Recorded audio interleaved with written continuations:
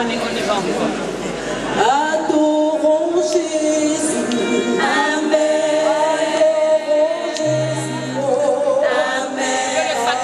Adore un peu. Amen. Alléluia. Amen. Alors, l'IMPAV, c'est l'institution panafricaine de la voix. C'est une vision que Dieu nous a donnée. Je dis nous parce que je ne suis pas toute seule. Je suis accompagnée d'une jeune équipe de la jeunesse africaine qui est debout. Cette jeunesse qui veut se prendre en main. Cette jeunesse qui veut prendre son destin en main. Et je suis là pour transférer, ou du moins pour transmettre des connaissances à cette jeunesse pour qu'il y ait une multiplication des leaders dans le domaine de tous ceux qui ont pour instrument de travail la voix.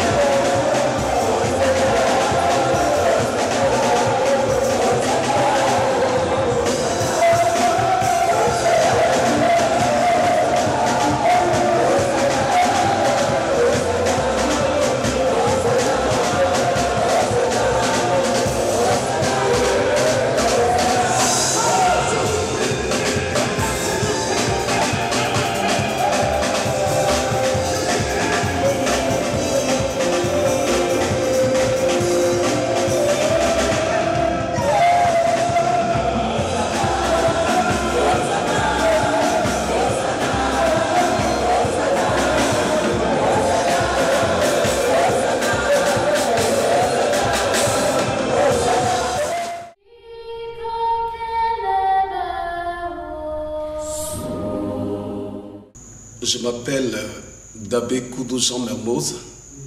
Je suis le responsable musical des églises Une-Chapelle en Côte d'Ivoire. Je suis le vice-responsable de la chorale Akwedo Atié.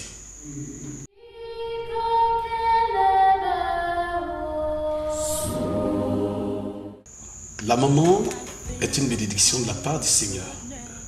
Il faut dire que sa venue ici a boosté ce talent qui était endormi en chacun de nous.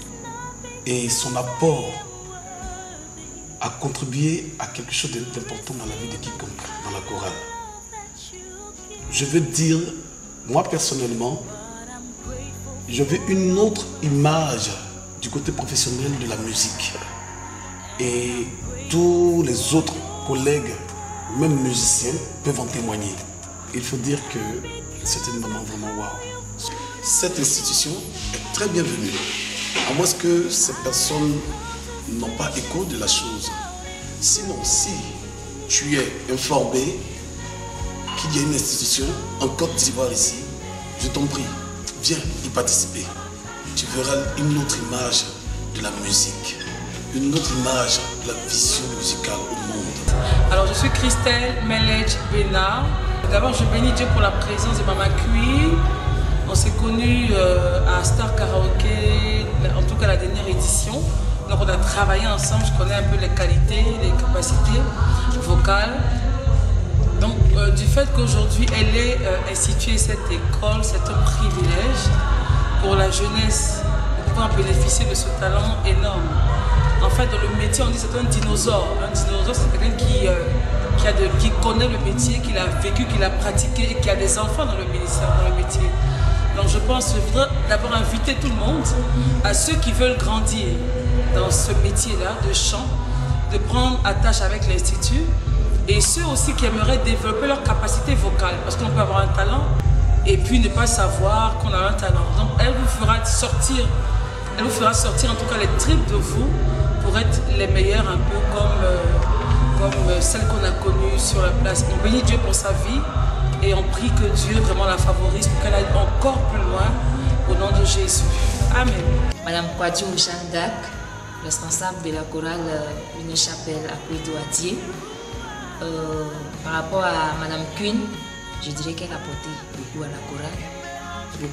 Beaucoup. Quand je dis beaucoup, c'est une dame de rigueur. Elle nous a apporté plein de choses qu'on ne savait pas concernant la musique. Et je dirais que sa présence était vraiment un apport positif pour la chorale. Et moi, je l'encourage beaucoup dans ce qu'elle nous apporte. Et je pense qu'avec elle, on va faire un pas de plus.